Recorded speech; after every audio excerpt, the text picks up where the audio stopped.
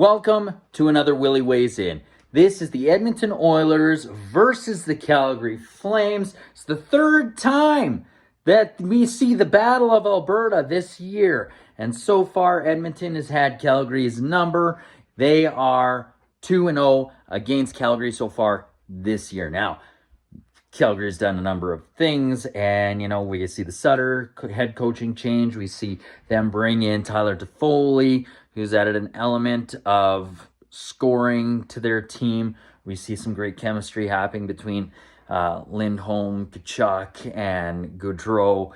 This team is scary, and they're all healthy. Whereas on the latter side here with Edmonton, we are a beaten-up, depleted lineup without Puljujarvi, without Nugent-Hopkins, without Cassian, without Barrie, without Bouchard tonight. Mike Smith is injured, although he hasn't helped out much this year. Koskinen's in net. Stu Skinner gets called up. We've got a lot of the AHL talent in the lineup tonight. You got Brad Malone, who I've been really happy with. He brings a real physical presence to the lineup that kind of is lacking at times. Legason's in there. Naimalainen, Broberg. And then we've got the guys at the bottom of the lineup too, like Benson, Sevier, who's been up and down all year. So it's a really kind of depleted lineup for the Oilers. But this game gets off to a decent start. There's some good back and forth. Koskinen makes some really great saves. Edmonton goes to the power play a couple times, and again, overpass, can't generate much. Again, it's really frustrating. In 6 minutes of power plays so far this game, in the first and second period, Edmonton's generated 2 shots.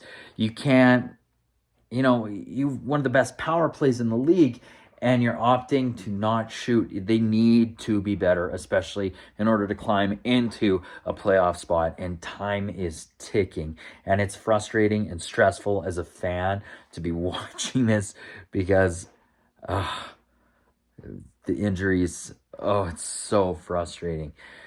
No score in the first period. Then we cut to the second period. Yes, I normally do these as period by period, but I'm doing the first 2 periods in this video because I just recorded the main pod that you guys should check out once it's out. Anyways, we get to the second period, and already some extracurriculars start between Kane and Tkachuk. I'd love to see that fight. Watch them both beat each other up. I'm assuming Kane would win that one.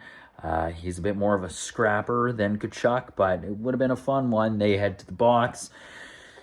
And then this period kind of opens up for the Flames. They start hemming Edmonton in. They get a power play, and on the doorstep, Toffoli gets the puck and quickly raises it, roofs it on Koskinen. He doesn't have a hope in hell in stopping that puck, quite honestly.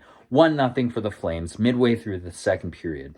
Then, a little later, Calgary enters the zone, and streaking in on the far wing is Toffoli. Again, puck gets over to him. He's wide open and beats Mikko Koskinen glove side, just rips it by him. That's 2 goals for Toffoli, 2-0 for the Flames against the Oilers. Super frustrating.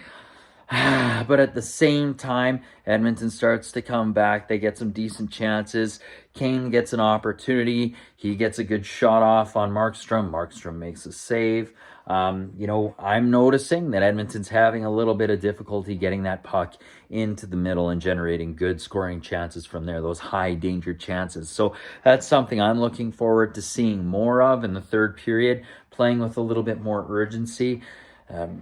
Calgary's playing a good shut-'em-down game, and Markstrom's a hell of a goalie as well. So it's going to be interesting to see that third, and if Edmonton can, get a couple on Markstrom. We're used to playing down, but at some point we need some goals. We need some secondary scoring. We need anything. We need a puck in the net. Koskinen can't score. Oilers need to do that, and he's made some good saves. This has not been a bad game on Koskinen at all. So let's see what happens in the third. All right, third period hits. Throughout this game, it doesn't seem like Edmonton's very engaged. It's super frustrating to watch. It doesn't seem like they're it seems like their feet are caught in some cement. They seem half a step behind all the time. But you know what?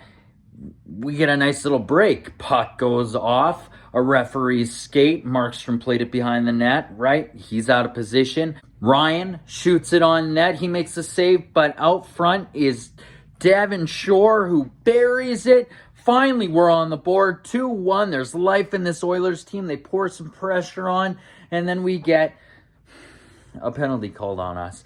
Super frustrating. You know, they seem to be going glove hand, short side on Mikko Koskinen.